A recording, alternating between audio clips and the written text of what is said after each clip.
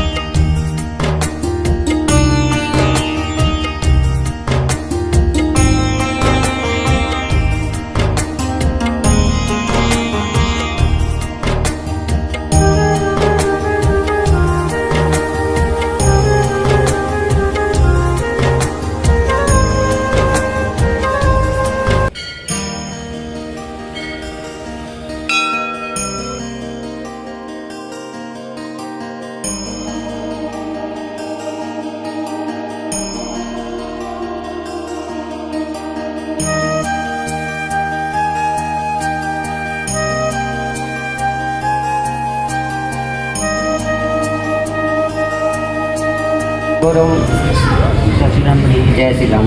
पंडित जी, अपने शिवाला मंदिर का इतिहास बताना। ये शिवालय बाल भाइयों का इतिहास बहुत ही प्राचीन और बहुत ही पुराना है। वंदे देवमापतिं सुरगुरुं वंदे जगत्कारणं वंदे पन्नगभूषणं मृगधरं वंदे पशूनां पतिं वंदे शूरशशाङ्कवन्निनयनं वंदे मुकुन्दप्रियं वंदे भक्तजनाश्रयं च वरदं वंदे शिवं शंकरं नमः पार्वतीपतये हर हर महादेव।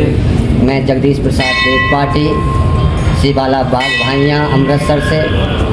ये बाबा का दरबार है, बाबा भोलेनाथ जी का, और बाबा के दरबार के साथ में बाबा की सभा है।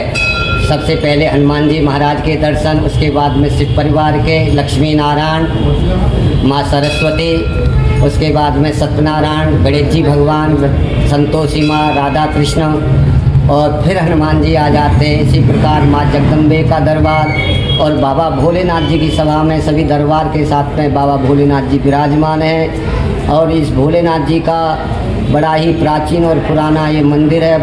भक्त लोग बड़ी दूर दूर से आते हैं। इसका